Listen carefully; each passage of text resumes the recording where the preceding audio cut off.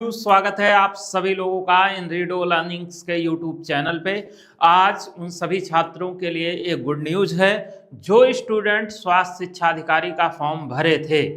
आप सभी लोग अब तैयारी कर रहे होंगे।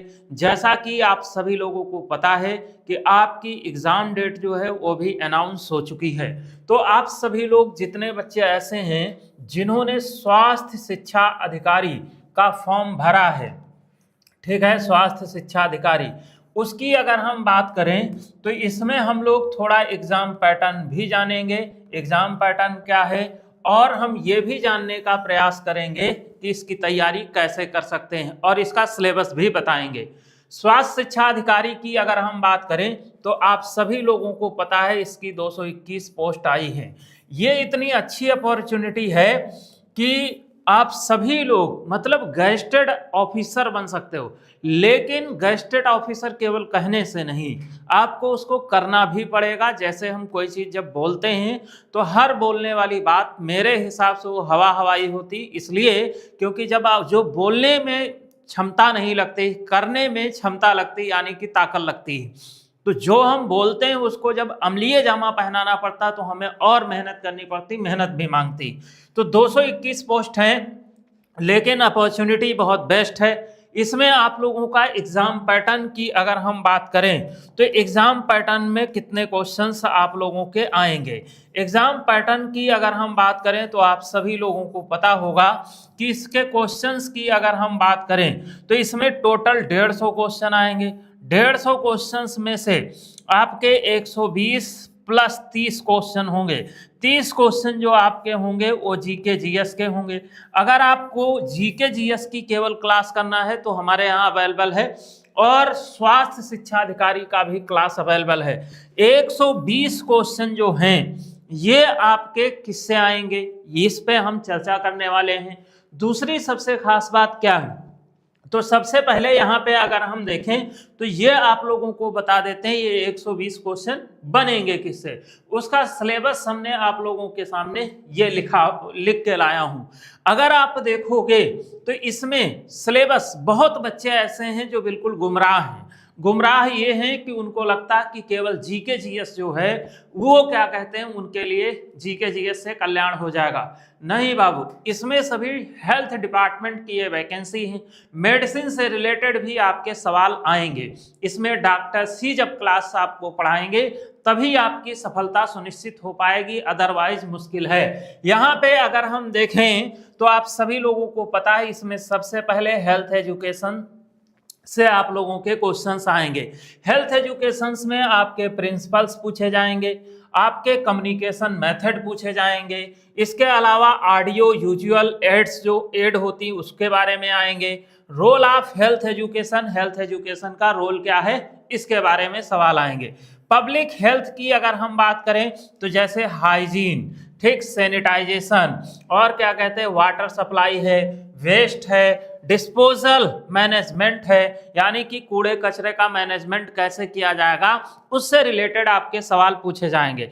इसके अलावा डिजीज में अगर आप देखोगे तो कम्युनिकेबल डिजीज, यानी कि कम्युनिकेबल डिजीज का मतलब जो एक व्यक्ति से दूसरे व्यक्ति में डिजीज फैल जाती हैं, जो संक्रामक हिंदी में इनको कहते हैं। जैसे कोरोना था वो एक कम्युनिकेबल डिजीज था, एक व्यक्ति से दूसरे में फैलता था। इसी प्रकार से इसमें टीबी है, मलेरिया है, एचआईवी। ये बालक ये मत सोचिएगा कि यही 3 बीमारी पढ़ लिया काम हो गया। यहाँ पे बाद में क्या लिखा है, ईटीसी। ये बताया गया है जैसे ऐसी बीमारियों के बारे में पढ़ना है, ठीक। दूसरा, नॉन कम्युनिकेबल डिजीज के बारे में पढ़ना है। नॉन कम्युनिकेबल डिजीज जैसे कैंसर है, हाइपरटेंशन है, ठीक है, इसके बारे में पूछा जाएगा। फोकस, जैसे फोकस की अगर बात करें तो कॉजेज आपके आएंगे, इसके अलावा एक्टर्स आएंगे, इसके अलावा प्रिवेंशन।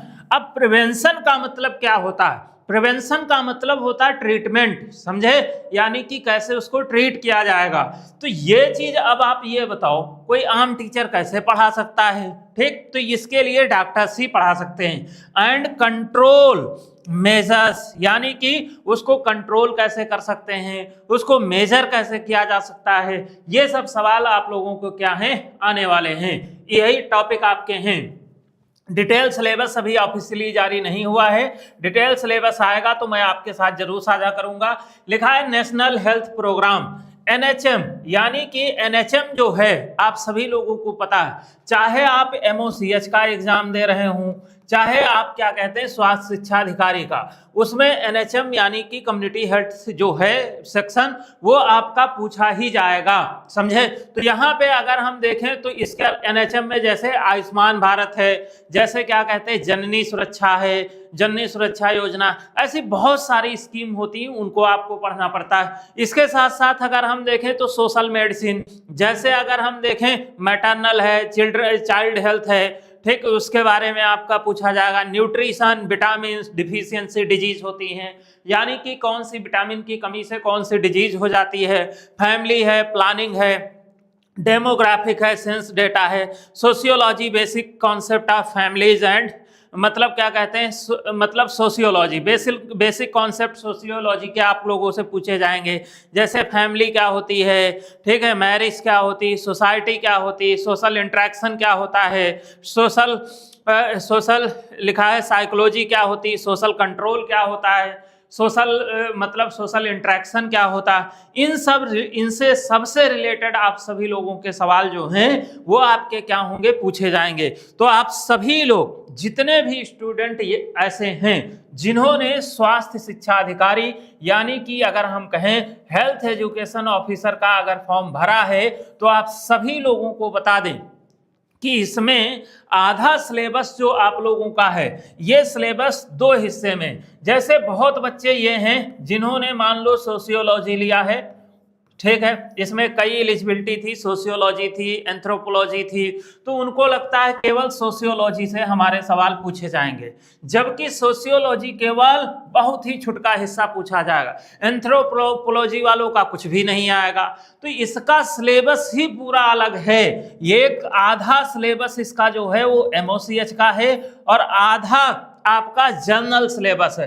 इसके साथ साथ ये सब जो हमने आप लोगों को सिलेबस बताया है, ये सिलेबस आपका आएगा 120 क्वेश्चन इससे आएंगे और 30 क्वेश्चन जो आपके हैं वो जीके जीएस के आएंगे। तो जीके जीएस वाले आप कहीं से भी पढ़ सकते हो, लेकिन ये बच्चा जो है सिलेक्शन जो आपका कराएंगे वो यही कराएंगे। एक और बात आप सभी को बता दें, यूपीपीएससी का अगर आप प्रिपरेशन कर रहे हो, हम हर सेशन में इस बात को जरूर जिक्र करते हैं कि स्टूडेंट 2 टाइप के होते हैं। एक स्टूडेंट ऐसे हैं जो सेटिस्फेक्शन के लिए पढ़ रहे हैं कि चलो भाई हो गया तो ठीक, नहीं हुआ तो ठीक।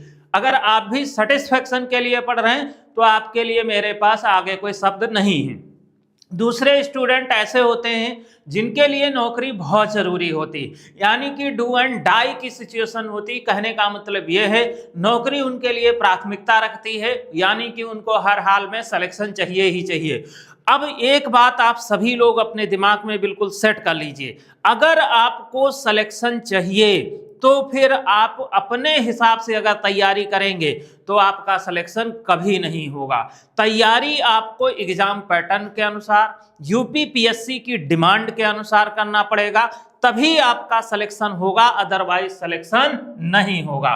तो यहाँ पे आप सभी लोग इस बात को जान लीजिए। तो यूपीपीएससी में अगर आप देखोगे तो 60% क्वेश्चन जो होते हैं वो आसान होते, यानी कि ये कहो कि हर तैयारी करने वाला बच्चा इनको कर लेता है।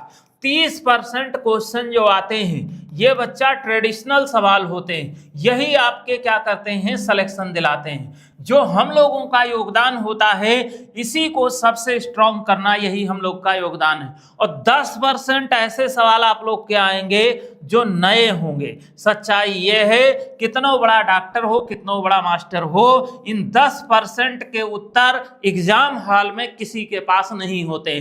जब ये मार्केट में रिवील होते हैं फिर इनके उत्तर भी रिवील होते हैं। तो इससे वैसे मतलब भी ना रखे। देखो क्यों, अब यहाँ पे ये सवाल करने भी नहीं। देखो एक बात हमेशा याद रखिएगा, एग्जाम जब आप देने जाते हो तो एग्जाम में ये तो जानना जरूरी है कि हमें कौन सा सवाल करना है, उससे ज्यादा जानना ये जरूरी है हमें कौन सा सवाल नहीं करना है। क्योंकि नहीं करने वाला सवाल अगर आपको जानकारी नहीं है तो फिर आप पूरा का पूरा अपना क्या खराब करेंगे, टाइम मैनेजमेंट आपका बिगड़ जाएगा। और जैसे टाइम मैनेजमेंट बिगड़ता है, आपके आते हुए सवाल भी गलत होने लगते हैं, छूटने लगते हैं, यानी कि उसका नतीजा ये होता है कि आपका रिजल्ट नहीं हो पाता है।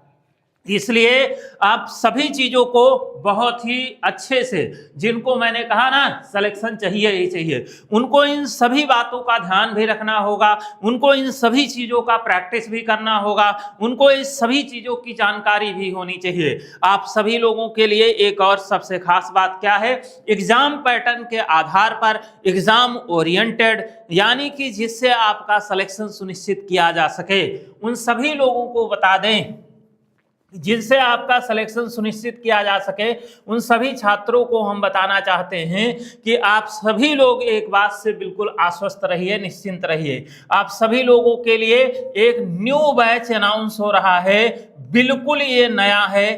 पहला टॉपिक जो इसका है वो बच्चा क्या कहते हैं पढ़ाया जाएगा मंडे को। कब पढ़ाया जाएगा? मंडे को। इसकी फीस की अगर हम बात करें तो ये कंप्लीट बैच है, यानी कि आपको इसमें एनएचएम भी मिलेगा और इसके साथ साथ आपको जो आपका सिलेबस है वो भी आपको क्या कहते हैं मिलेगा, ठीक है। इसके अलावा आपको जीके जीएस भी मिलेगा, यानी कि इसका कॉम्बो पूरा पैकेज हमने तैयार किया है। इस कॉम्बो की फीस जो है वो बच्चा फीस है 4,999 रुपए, लेकिन ये फीस बैच लॉन्च हो गया है, स्टोर पे अभी शो करने लगेगा। अगर कोई बच्चा मंडे से पहले इस बैच को परचेज करता है तो इसकी फीस 4,999 की जगह 2,999 रुपए पे करनी पड़ेगी। बहुत ही सस्ती फीस है, इसमें आपको सब कुछ मिलने वाला है, ईच एंड एवरीथिंग। आप सभी को बता दें, लास्ट में जो इंटरव्यू सेशन होगा वो बहुत बच्चे, हर चाहे आयुर्वेदा के हमारे बच्चे हों, चाहे यूनानी के बच्चे हों, हर किसी को मैं ये सब चीज़ें गॉसिप जरूर सुनता हूँ। कहते हैं कि लास्ट में सर इंटरव्यू कैसे होगा, इंटरव्यू को हम कैसे देने जाएंगे, उसमें फेल हो गए तो। भैया पहले आप अगर इनरीडो लर्निंग्स के सदस्य हैं, यानी कि इनरीडो लर्निंग्स के विद्यार्थी हैं, तो आपको चिंता करने की आवश्यकता नहीं है। शुरुआत से लेके अंतिम तक आप लोगों को साथ निभाया जाएगा। चाहे आपको क्या कहते हैं इंटरव्यू की हो, उसका भी मॉक कंडक्ट करवाएंगे हम लोग। हालांकि बैच में इंटरव्यू आपका इंक्लूडेड नहीं, ये मत सोचिएगा बाद में हमसे लड़ाई करो फोन करके। इंटरव्यू कंडक्ट कराया जाए, कोशिश हमारी यही रहेगी कि फ्री मॉक कराया जाए, कोशिश रहेगी, ठीक है। तो आप लोग इंटरव्यू की चिंता छोड़िए, वो हमारी जिम्मेदारी है, वो हम करवा ही लेंगे, वो बड़ा खेल नहीं होता है। मेन खेल आपका है एग्जाम पास करना। तो एग्जाम जो है वो आप सबसे पहले निकालिए। अगर एग्जाम आप नहीं निकाल पाए तो आपका सोचने से कुछ नहीं होगा। तो जो बच्चे सोच रहे हैं वो सोचे नहीं, वो करना शुरू कर दें। आप सभी लोगों का 4/10 ठीक है 2026 को आप लोगों का एग्जाम है और पूरा सिलेबस कंप्लीट कर दिया जाएगा इस एग्जाम डेट के हिसाब से, ठीक है। अच्छे से पूरी ताबड़तोड़ तैयारी करा दी जाएगी ताकि आपको किसी भी प्रकार की कोई समस्या ना होने पाए। तो आज के सेशन में इतना ही, मिलेंगे ब्रेक के बाद। हाँ, एक और बात बताना भूल ही गए, अब जो बच्चा ये भाई ज्वाइन करना चाहता वो कैसे कर पाएगा, ये बहुत जरूरी बात थी, बताना ही भूल गए। इसके लिए आपको क्या करना है, इनरीडो लर्निंग ऐप को डाउनलोड करना है। इनरीडो लर्निंग ऐप डाउनलोड करोगे, फिर इसमें आपको सेलेक्ट करना है आयुष एग्जाम। क्या सेलेक्ट करना है? Ayush exam. Ayush exam select करोगे, उसमें आप लोगों को स्वास्थ्य शिक्षा अधिकारी का अपना बैच दिख जाएगा।